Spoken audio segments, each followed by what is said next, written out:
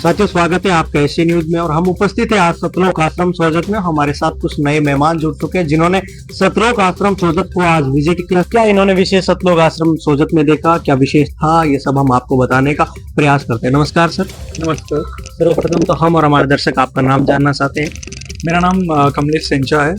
मैं पिपलिया का रहने वाला हूँ। मेरा गांव पिपलिया है, बट मैं एक्चुअली हैदराबाद में रहता हूँ प्रॉपर। बट अभी मैं अमेरिका में काम करता हूँ, वहाँ पढ़ाई किया मैंने और वहाँ पे अभी सॉफ्टवेयर इंजीनियर की तरह काम कर रहा हूँ। और अभी बस गांव आया हूँ घूमने के लिए। मेरे मामा जी से मिलने आया हूँ जिनका नाम बाबूलाल है। सो उन्होंने लेके आया इधर ताकि आश्रम बताने के लिए। यहाँ पे कुछ प्रोग्राम चल रहा है, सो इस खुशी में यहाँ पे आया हूँ देखने के लिए कैसा हो रहा है यहाँ पे। क्योंकि बहुत बार सुना हूँ मैं, पर कभी आया नहीं यहाँ पे देखने के लिए, क्योंकि मैं खुद बाहर रहता हूँ तो बहुत टाइम हो गया है।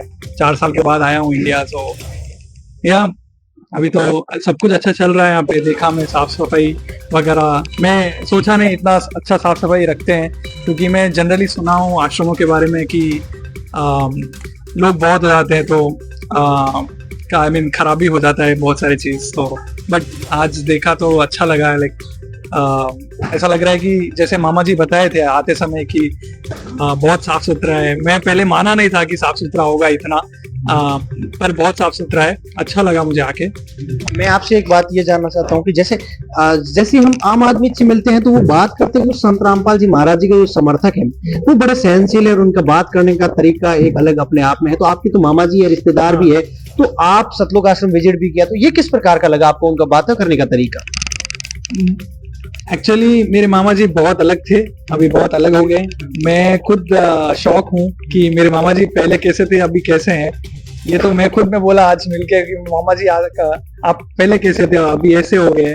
जो बारिश आई होगी जब ऐसे कुछ चेंज हुआ है बहुत। बोल रहे 2 साल से सब जो इन्होंने किया, जो लाइक नशा वगैरह वो सब छोड़ छाड़ कर जो अच्छा रास्ता लिया इन्होंने, जिससे मुझे अच्छा लगा कि मैं इनको देखूं ऐसे। क्योंकि बहुत अलग रास्ते चले गए थे, मुझे अच्छा रास्ता देखना था इनको कि ताकि ये अपना लाइफ सुधार सके, यही बोल सकता हूँ। एक व्यक्ति जिसके जीवन काल में वो सक्सेस तो हर किसी को जो अपने मकान है उसको छू चुका है या पार कर चुका है उस मकान को, लेकिन हर एक व्यक्ति के जीवन काल में कुछ न कुछ परेशानियां होती है जिनसे उनका लड़ना झगड़ना और उनसे पार पाना बहुत मुश्किल हो जाता है। और आपके मामा जी की आप बात कर रहे हो, तो आपको क्या लगता है आध्यात्मिक सा कुछ मुश्किलों का भी हल हो सकता है? जी जरूर होता है। इससे अपना बुद्धि शुद्धि होती है। पहली बात तो बुद्धि शुद्धि होना चाहिए। बुद्धि शुद्धि होगी तो हम अच्छा खाएंगे, अच्छा पिएंगे, तो अच्छा सोचेंगे तो अगर किसी और का भला सोचते हो तो आपको कहीं ना कहीं आपकी भी भलाई होगी। जैसे वो कहावत होती है ना, जैसी करनी वैसी भरनी, तो वही मैं वो चीजें मानता हूँ। सो मैं तो हमेशा अच्छा करते आया हूँ, मुझे भी अच्छा हो रहा है। सो इतना ही बोल सकता हूँ। आपने पहले संत रामपाल जी महाराज जी के बारे में कभी कुछ सुना था? मैं सुना था, मेरे मामी आती थी तो मामी बताती थी कि संत रामपाल जी के बारे में। मैं इतना नहीं सुना, मतलब थोड़ा थोड़ा सुना कि बहुत अच्छे हैं, लाइक बहुत ज्ञानी है, जिससे मनुष्य का बुद्धि अच्छी हो सकती है। जो गलत रास्ते में वो अच्छे रास्ते में आ सकते हैं। या उतना ही सुना मैं कभी इतना लाइक गहरे में नहीं गया ताकि और जानो एंड ऑल। सो आप आज इस प्रकार का आपने आश्रम विजिट किया, जो बातें आपके मामा जी या आपकी मामी जी ने बताई वो बातें आपको धरातल पे भी देखने को मिली, तो आप आगे क्या सोच रहे हो कि संत रामपाल जी महाराज जी की जो बुक्स हैं या उनके बारे में और डिटेलिंग या उनकी जानकारी आप लेना पसंद करते हो संत रामपाल? हाँ जी जरूर। क्योंकि अगर मेरे मामा जी कोई भी इंसान बदल सकता है अच्छे राह के लिए, तो एक तो इंटरेस्टिंग होगा जानने के लिए। सो यह मैं जरूर जानने की इच्छा रखता हूँ और आगे देखा जाएगा। जैसे जब भी मुझे मौका मिलेगा तो मैं ट्राई करूँगा और जानने के लिए। सर एक मैं बात पूछना चाहता हूँ आपसे, जैसे मनुष्य जीवन के अंदर हर व्यक्ति व्यस्त है, किसी को एक सेकंड का भी टाइम नहीं है, कहने का मतलब फुर्सत नहीं है किसी व्यक्ति को। तो इस समय में हम जैसे किसी एजुकेटेड पुराने व्यक्तियों के पास जाते हैं तो वो तो आध्यात्मिक बात करने के लिए सहमत हो जाते हैं, लेकिन जो ज्यादातर जो पढ़े लिखे व्यक्ति है उनके पास जाते हैं, जैसे युवा बच्चे हैं उनके पास जाता है तो उनसे कोई आध्यात्मिक बात करता है तो वो क्या है कि आध्यात्मिक बात से दूर हटने का प्रयास करते हैं, वो बोलते हैं नहीं अब हम ये बात नहीं करेंगे। तो आपके हिसाब से क्या लगता है आध्यात्मिकता किस जीवन काल में भी प्रारंभ करनी चाहिए और आध्यात्मिकता एक मनुष्य विशेष के लिए कितनी आवश्यक है?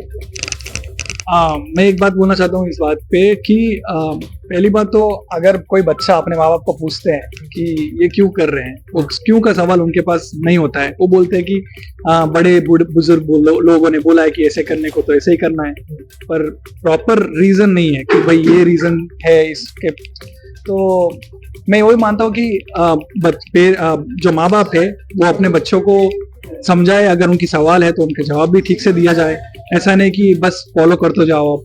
तो कोई भी बच्चा ऐसे चीजों पे विश्वास नहीं करेगा क्योंकि आप बाहर देश में रहते हो, इंडिया में आए, इंडिया में सतलोक आश्रम सोजत विजिट किया, आपको आध्यात्मिकता की नजर से आप जैसे ही नजर बाहर, मान लो आज आप इस स्पेस में हो और आप नजर पृथ्वी पे डाल रहे हो, तो आपके हिसाब से कौन सा देश आपको बेटर लगता है जो आध्यात्मिकता के राह में या मनुष्य जीवन के अंदर विशेष सुधार कर सकता है?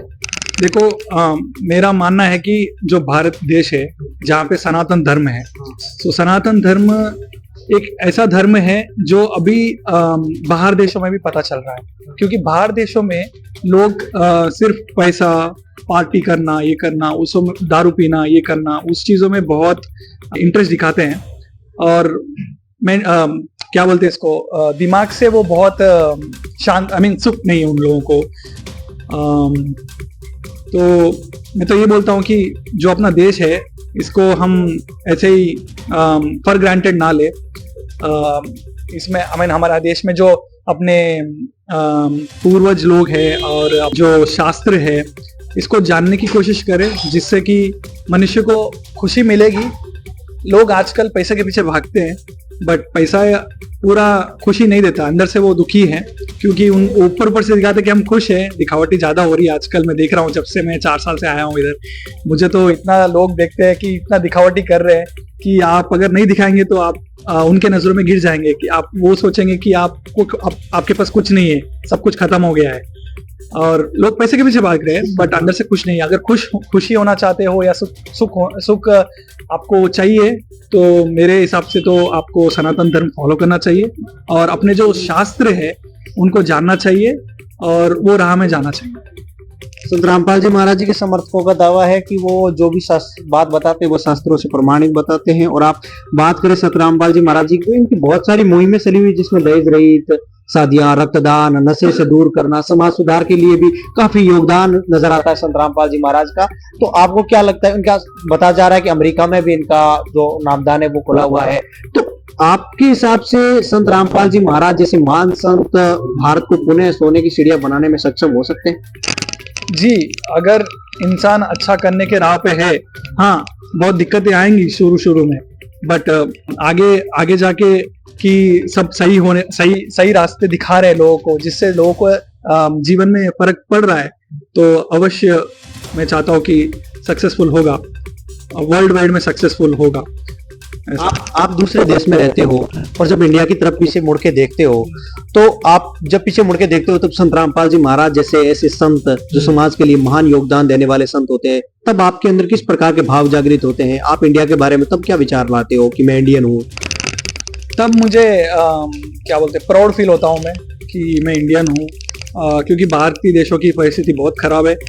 लोग खुश नहीं है, लोग के पास पैसा बहुत है बट खुश नहीं है अंदर से। तो मैं सोचता हूँ कि भारत देश और भारत की जो क्या बोलते इतिहास रहा है, वो अभी लोगों में पता चल रहा है, लोगों को इतिहास के बारे में जान रहे हैं सोशल मीडिया की वजह से।